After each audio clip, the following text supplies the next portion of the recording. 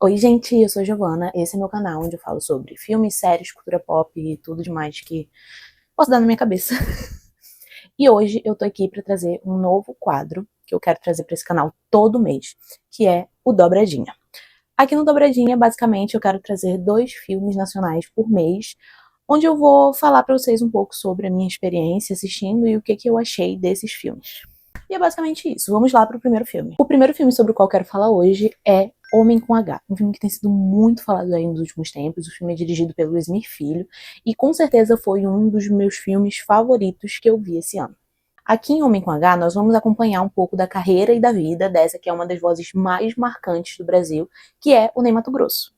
Eu tava muito ansiosa pra assistir esse filme, tanto que eu, com muito tempo antes dele estrear, eu já tinha avisado pra minha mãe, perguntando: mãe, vamos ver o filme do Ney Matogrosso? E ela, sim. E a gente já ficou se preparando pra que quando começasse a vender os ingressos a gente fosse. Ele, eu acho que tava previsto pra dia 1º de maio, e acabou que a gente viu dia 30 de abril, porque abriram algumas sessões um dia antes e a gente acabou indo ver o mais cedo possível.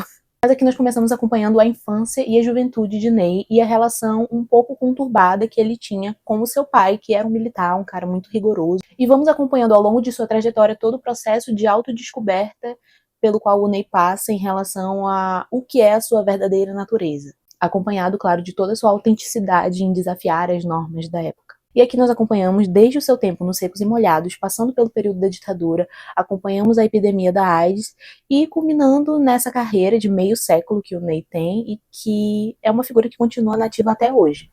Inclusive, eu, 4 de setembro em Manaus, estarei lá. Bom, o meu contato com a obra do Ney Matogrosso pré-Homem com H era extremamente limitada. Eu acho que eu tinha 3 ou 4 músicas que estavam na minha playlist, que eu ouvia sempre e que com certeza assim são algumas, incrivelmente são algumas das minhas favoritas, mas mesmo assim eu não havia esse conhecimento extenso e mesmo assim eu já o admirava muito. A voz do Ney Matogrosso por si só já é uma voz que desafia normas de gênero e da dualidade masculino-feminino e como essas vozes devem ser e devem se comportar. É uma voz doce de ouvir e que ao mesmo tempo carrega um impacto de um artista que não só desafiou as normas sociais de gênero e tudo isso, mas fez tudo isso em momentos delicados da história do país, sabe? E esses são alguns dos motivos pelos quais eu estava muito ansiosa. Eu particularmente gosto muito de cinebiografias, eu gosto muito de usar cinebiografias como uma desculpa para eu dar ali um pontapé inicial e conhecer mais a discografia de um artista, sejam os filmes bons ou ruins. Fiz isso com Minha Fama de Mal e o Erasmo Carlos, já fiz isso com Rocketman e o Elton John, com Meu Nome é Gal e a Gal Costa, e com Homem com H não seria diferente. E esse filme consegue personificar bem o seu protagonista, né, com uma caracterização e atuação, assim, impecáveis do Jesuíta Barbosa, que, tipo, precisa se falar sobre isso. O Jesuíta ele captura tão bem os trejeitos e olhares do Ney que mesmo para uma pessoa que não conheça muito do Ney Matogrosso, vai conseguir perceber que o Ney tá ali. A direção do Esmir Filho também eu achei belíssima, eu achei que ela dá um ar onírico, muito artístico, muito próprio pro filme e consegue contrastar bem esses momentos mais oníricos, de momentos de apresentação, contrastando isso bem com os momentos das questões pessoais do Ney. Um ponto que eu gosto muito nesse filme é como ele trabalha o arco que eu considero o mais importante dentro desse filme, que é o de conflito e cura dentro da relação do Ney com o pai dele. E de fato eu acho esse arco tão bem construído que para mim um dos pontos negativos é que eu acho que ele poderia ter se beneficiado mais do impacto desse arco para poder encerrar o filme. E aí após a morte do pai do Ney, o filme às vezes parece ter se estendido um pouco mais do que se gostaria. E aí o filme pode parecer se estender mais do que o necessário ao ir muito além nos acontecimentos da vida do Ney após a morte do pai. E aproveitando esse ponto, para mim, já vou trazer um outro ponto negativo do filme. E aqui nesse ponto também nós vamos ter aquele personagem cujo arco mais destoa para mim dentro desse filme do Ney Matogrosso, que é o Cazuza. Apesar de eu entender que não só para o Ney, como para o imaginário popular brasileiro é importante incluir o Cazuza em um filme sobre o Ney Matogrosso, partes do Cazuza dentro de Homem com H soam quase como um spin-off dentro de Homem com H, de tão distantes que elas são do que acompanhamos ao longo do filme. Por mais que tentem conectá-lo ali junto à questão da epidemia da AIDS, eu ainda acho que dentro do filme, às vezes, fica parecendo uma obra totalmente separada, todo esse setor do Cazuza no filme.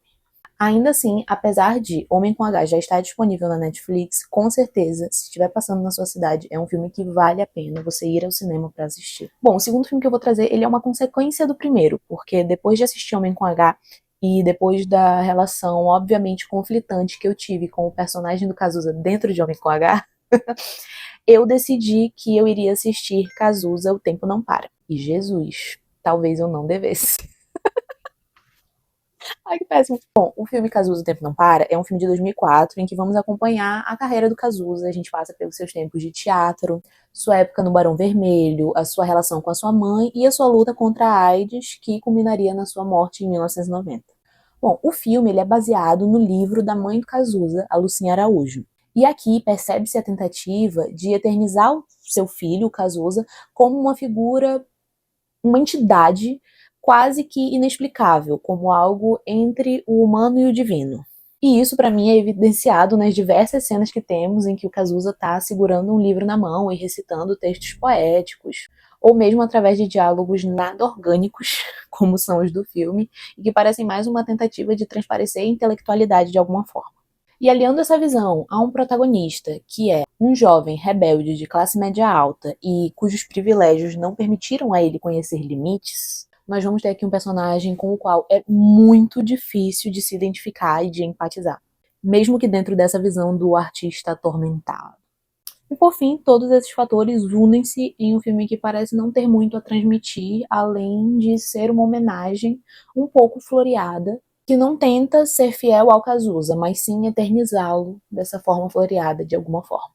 Tá? E para não ficar parecendo somente que eu só vi pontos negativos no filme, eu vou trazer aqui alguns pontos positivos do filme. A direção, que opta por assemelhar-se a registros antigos e até misturar-se a eles, dá um tom autêntico para o filme que o torna levemente menos insípido do que poderia ser sem ela.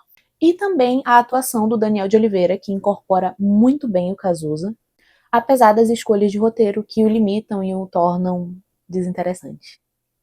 Bom, e eu acho que é isso. Esse foi o Dobradinha, nosso primeiro Dobradinha desse canal, do mês de junho. Era pra ser de maio, e aí eu adiei, e aí virou de junho. Mas agora é de junho. E é isso, vocês já assistiram esses filmes? O que vocês acharam? Se vocês não assistiram, corram pra assistir, porque eu adoraria saber a opinião de vocês. E lembrando que como o Dobradinha vai ser um quadro mensal, se Deus permitir, eu quero que vocês deixem aqui nos comentários quais deveriam ser os próximos 2 filmes que eu vou assistir. De preferência, eu gostaria que fossem filmes que eu não assisti. Então eu vou deixar o meu Letterboxd aqui embaixo também, e o meu Instagram. Caso alguém realmente se interesse em ter noção do que eu já vi, que eu não vi, mas comentem de qualquer forma. E é isso, deixem nos comentários que mês que vem eu estou de volta com mais 2 filmes aqui no Dobradinha. E não esqueçam de seguir o meu canal, seguir todas as minhas redes sociais, para poder você continuar acompanhando conteúdos muito legais, que nem esse. Tchau!